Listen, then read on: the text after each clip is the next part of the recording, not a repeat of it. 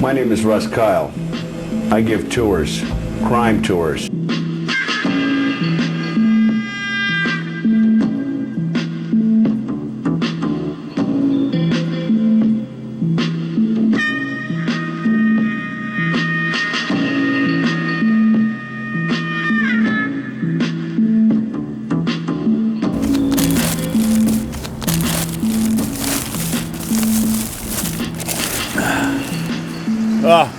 Found my shoe. It's no big secret that San Francisco has become a toilet. The city's streets and public parks are a toxic mess of garbage, junk, and general filth. Yeah, we all know the public defecating and the random discarding of infected needles has garnered worldwide attention. But have you ever seen the city streets in such bad shape? Potholes and bad roads go unfilled by the city. And it's just a damn shame they couldn't be filled with the endless supply of junk and litter, so reliably supplied by an apathetic citizenry. So why can't San Francisco do something about this nasty problem? The San Francisco Department of Public Works' budget is upwards of $320 million. There are numerous laws on city and state books assessing harsh fines and stiff penalties for litter bugs and other public health infractions.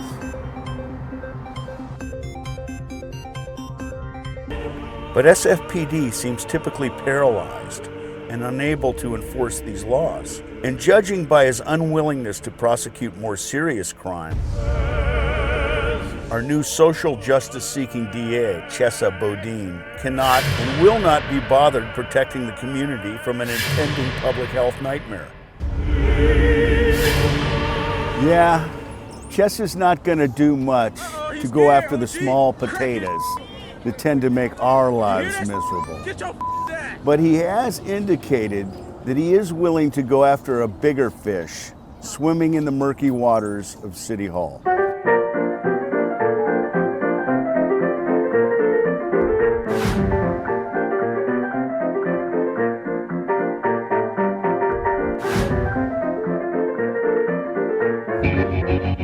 Recently elected Mayor London Breed now finds herself embroiled in a federal investigation involving her longtime friend and short-time lover, the disgraced head of the Department of Public Works, Mohammed Nuru.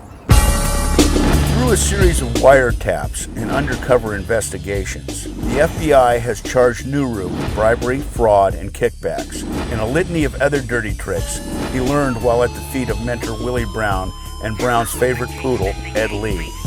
It's common knowledge at City Hall that Nuru has for decades been artful and savvy at inserting himself into positions cozy to the power elite.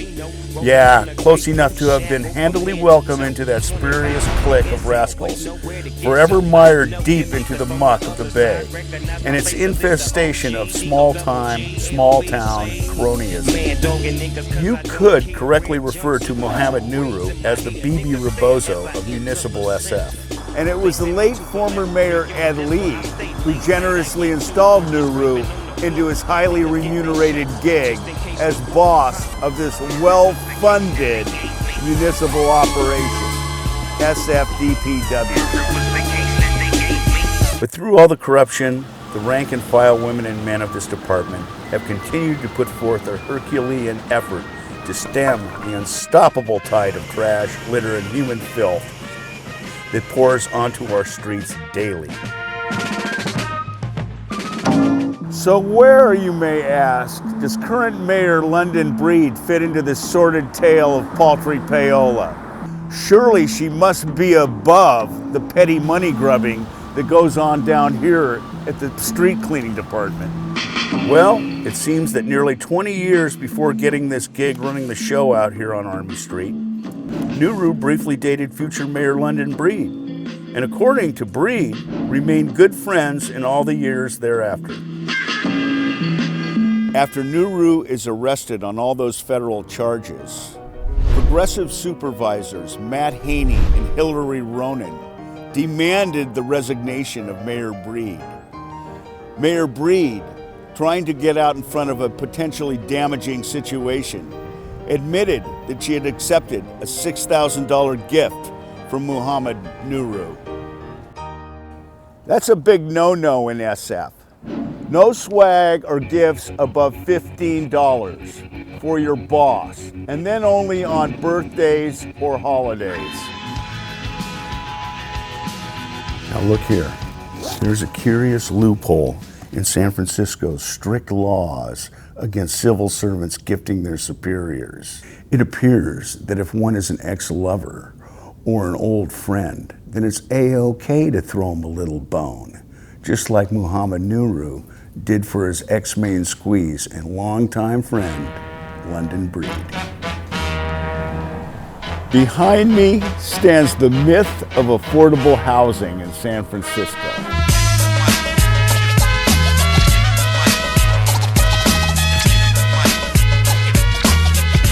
It's difficult to imagine that a development project of this magnitude and size could pass muster in NIMBYistic San Francisco. The developer, Chinese billionaire Zhang Li, found himself swamped in a bureaucratic nightmare at City Hall. So who did he reach out to get this behemoth permitted? Mr. Clean SF, Mohammed Nuru.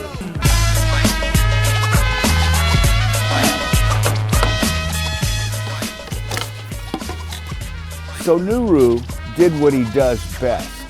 He used every dirty and conniving trick in the pay-to-play playbook to get this project built. He bent arms, he greased palms, he pulled strings, he did whatever he had to do to use his influence to get this built.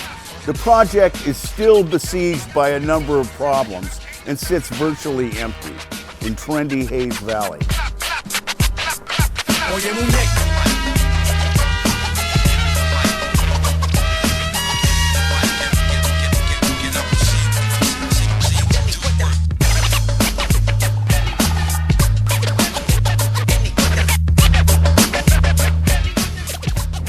So right now, it is in the hands of the feds and the lawyers what fate befalls Mohammed Nuru. London Breed's future, however, resides in the hands of the voters, a constituency that lives in a beautiful city covered in filth. And those voters have 4 more years to hear the stories of the street cleaner boss who was so slick at gaming the system. And then those voters will also hear about his dubious romance and longtime friendship with Mayor Breed. I have always had a close personal relationship. And then those voters will wonder, was this a true friendship? Or was it used in his position to cover favors to the mayor? And was it used to gain that most desired commodity in politics, influence? If one peels back the onion that is Democratic politics in San Francisco, one will be left with the legacy of Philip Burton, a powerful machine politician who was more at home in a darkened cocktail lounge, engaged in heavy deal-making over Stoley and Chesterfields, than he was communing with nature in a beautiful spot such as this.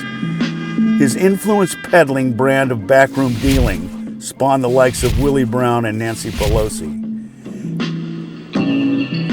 And nowhere was his lust for power more evident than his willingness to work hand in hand with vote seller and future mass murdering cult leader, Jim Jones. Position and influence are precious commodities in local municipal politics. And we see it today on a much bigger stage, a multi-billion-dollar stage, like that of the vice president. And whether it be a dirty street cleaner or a crooked vice president, it leaves a foul odor and a really tough stain.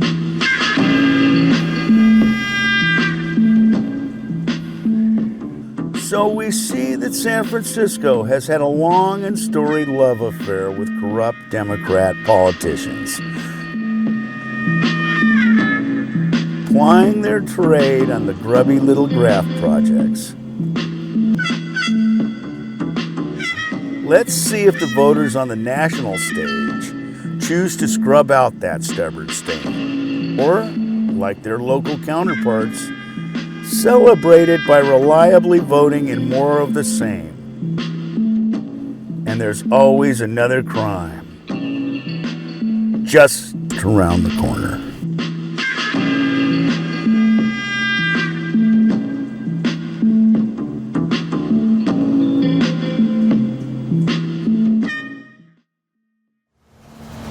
Just a couple thoughts before I sign off from San Francisco in this post-COVID-19 wasteland. During the lockdown, I've had some time to think about local politics and how corrupt it's been for so long. But you know what? A little municipal graft doesn't seem so important now. And Mohammed Nuru, as dirty as he is, he's not such a bad guy. And just because a politician is corrupt, that doesn't mean that they don't work hard for the people. And London Breed, she may skim a little off the top here and there, but during this pandemic, she's done a damn good job. And so far, we've done pretty well, especially for a city that had 4 direct flights weekly from Wuhan to SFO. That was before the shutdown of January 31st, thanks to Donald J. Trump. That being said, there's probably tons of dollars streaming into Cali by way of federal aid packages. That's low-hanging fruit for these guys. So, let's get ready for a little old-fashioned hard-working corruption, my friend.